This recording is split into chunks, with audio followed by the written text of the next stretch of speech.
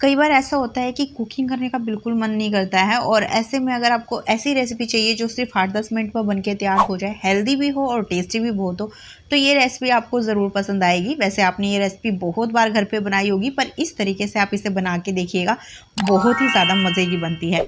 तो उम्मीद रखती हूँ फ्रेंड्स आज की ये रेसिपी आपको अच्छी लगेगी। अच्छी लगे तो प्लीज़ लाइक करना, शेयर कर देना और साथ में चैनल को सब्सक्राइब भी कर लेना। तो चलिए फिर बनाते हैं इसे। तो खिचड़ी को बनाने के लिए हमें लेने हैं 1/4 कप चावल। वैसे आप इसमें चावल कोई से भी ले सकते हैं। साथ में ही 1/4 कप ही छिलके वाली मूंग दाल डालेंगे, 1/4 कप मसूर दाल, 1/4 कप चना दाल और 1/4 कप ही दलिया डालेंगे। दलिया को यहाँ मैंने हल्का सा रोस्ट करके यूज़ किया है। तो जो भी आप दाल और चावल ले रहे हैं उन सब की जो क्वांटिटी है वो आपने इक्वल लेनी है। इक्वल लेंगे तो जो इसका टेस्ट होता है वो ज़्यादा बढ़िया आएगा। अब यहाँ पर ज़रूरी नहीं है कि जो दाल मैंने यूज़ किया वो भी आपने यूज़ करनी है। आपके पास जो भी घर में दाल हो आप वो ले सकते हैं।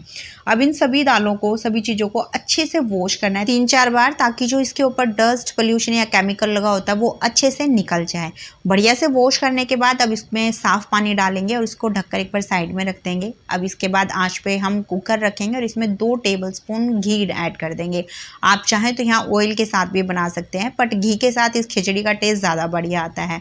जब हल्का सा घी गर्म हो जाए तो इसमें डालेंगे आधी छोटी चम्मच जीरा, 1 छोटी चम्मच राई, 6 से 7 करी पत्ता। मैंने यहाँ ड्राई लीव्स लिए हैं। अगर आपके पास फ्रेश वाली करी पत्ता है तो आप वो ऐड करना, उसका जो फ्लेवर होता है वो ज़्यादा बढ़िया आता है। साथ में 1/4 छोटी चम्मच हींग डालेंगे। मेरे पास टुकड़ों वाली हींग है तो मैंने वो ऐड किया। अगर आपके पास पाउडर वाली हो तो आप वो भी डाल सकते हैं। अब इसमें आधी छोटी चम्मच ग्रेट किया हुआ अदरक डालेंगे, 1 छोटी चम्मच लहसुन ऐड करेंगे। मैंने यहाँ कूट के डाला है, आप इसको बारीक चॉप करके भी डाल सकते हैं और अगर आपके पास बिल्कुल फाइन वाला पेस्ट हो तो आप वो भी डाल सकते हैं। अब साथ में 1 छोटी चम्मच हरी मिर्च का पेस्ट डालेंगे। मैंने यहाँ कूट के ऐड किया है हरी मिर्ची को, आप चाहें तो बारीक चॉप करके भी डाल सकते हैं। और हरी मिर्ची को आप अपने टेस्ट के हिसाब से यहाँ कम ज़्यादा कर ले, क्योंकि आगे इसमें हम बिल्कुल भी लाल मिर्च वगैरह यूज़ नहीं करेंगे। अब इन सभी को लो टू मीडियम फ्लेम पे हल्का सा हम भून लेंगे। जब मसाले हल्के से भून जाएं उसके बाद इसमें एक मीडियम साइज़ का बारीक कटा हुआ प्याज डालेंगे और साथ में 1 छोटी चम्मच नमक डाल देंगे, 1 छोटी चम्मच धनिया पाउडर, 1/3 छोटी चम्मच हल्दी पाउडर। अब इन सभी को अच्छे से भून लेंगे जब तक कि जो प्याज है वो हल्के से सॉफ्ट नहीं हो जाते। इसको कंटिन्यू चलाते हुए ही भूनना है ताकि प्याज वगैरह जो है जले भी नहीं और अच्छे से ये कुक भी हो जाए। जब आपको लगे कि प्याज हल्के हल्के से गुलाबी हो गए, उसी स्टेज पे इसके अंदर हम डाल देंगे 2 मीडियम साइज़ के कटे हुए टमाटर। तो मैंने यहाँ रफली कट करके ही डाला है और साथ में 2 मीडियम साइज़ के आलू डाल देंगे। अब इन सारी चीज़ों को पहले अच्छे से मिक्स कर लेंगे और उसके बाद इसे ढककर करीबन 1-2 मिनट के लिए कुक कर लेंगे, ताकि जो आलू टमाटर वगैरह सब अच्छे से थोड़े कुक भी हो जाए और बढ़िया से जो मसाले वगैरह सब अच्छे से कुक हो जाए। 2-2.5 मिनट इन्हें पकाने के बाद अब जो दाल हमने रखी हुई है बस उस दाल को छान के इसके अंदर डाल देंगे और अब इन सभी चीज़ों को अच्छे से यहाँ पर मिक्स कर लेंगे और उसके बाद आप इसको करीबन 1-1.5 मिनट के लिए ऐसे ही धीमी आंच पर कुक भी कर लें, ताकि जो दाल है उसके अंदर तक मसालों का फ्लेवर अच्छे से चला जाए। फ्रेंड्स, मैं आपको भी कुछ छोटे छोटे टिप्स बता रही हूँ जिससे आपकी जो खिचड़ी है वो बहुत ही बढ़िया बनेगी। कई बार क्या होता है कि हम दाल डालते हैं और साथ में ही पानी भी ऐड कर देते हैं, उससे जो उसका फ्लेवर होता है ना मसालों का वो इतना बढ़िया से उभर कर नहीं आता है। आप इस तरीके से दाल के साथ जब मसालों को भुनेंगे तो जो ये खिचड़ी है वो और भी ज़्यादा टेस्टी लगेगी।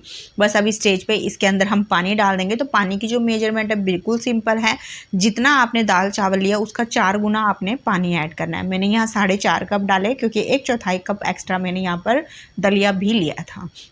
पानी को डालने के बाद अब यहाँ पर आप पानी को हल्का सा टेस्ट कर लें। आपको नमक और मिर्च थोड़ा सा ज़्यादा लगना चाहिए, तो ही खिचड़ी में नमक मिर्च का जो टेस्ट है, मसालों का टेस्ट है वो बैलेंस होगा। अगर आपको कम लगता है तो आप यहाँ पर थोड़ा सा अपने टेस्ट के हिसाब से ऐड कर लें। मुझे यहाँ नमक कम लगा तो मैंने हल्का सा नमक इसमें ऐड कर दिया है। बस अब इसको ढक्कन लगाकर इसमें हम 5 सीटी लगाएंगे। पहली सीटी को हमने तेज़ आँच पर लगाना है, उसके बाद बाकी की 4 सीटी को हम मीडियम आँच पर लगाएंगे। उसके बाद हमें सीटी का जो प्रेशर है वो अपने आप रिलीज होने देना है। तो यहाँ पर सीटी का जो प्रेशर है वो निकल गया है और आप देख सकते हैं बहुत ही बढ़िया हमारी खिचड़ी बनके तैयार हो गई है।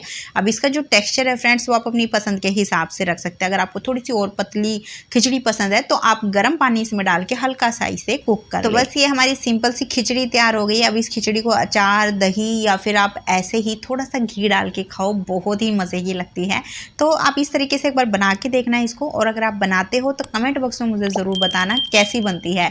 तो उम्मीद रखती करती हूँ फ्रेंड्स आज की आसान सी रेसिपी आपको अच्छी लगी तो प्लीज़ लाइक कर दिया करो भाई, शेयर भी कर देना इसको, साथ में ही चैनल को सब्सक्राइब भी कर लेना। तो चलिए फिर मिलते हैं आपसे एक नई रेसिपी के साथ में।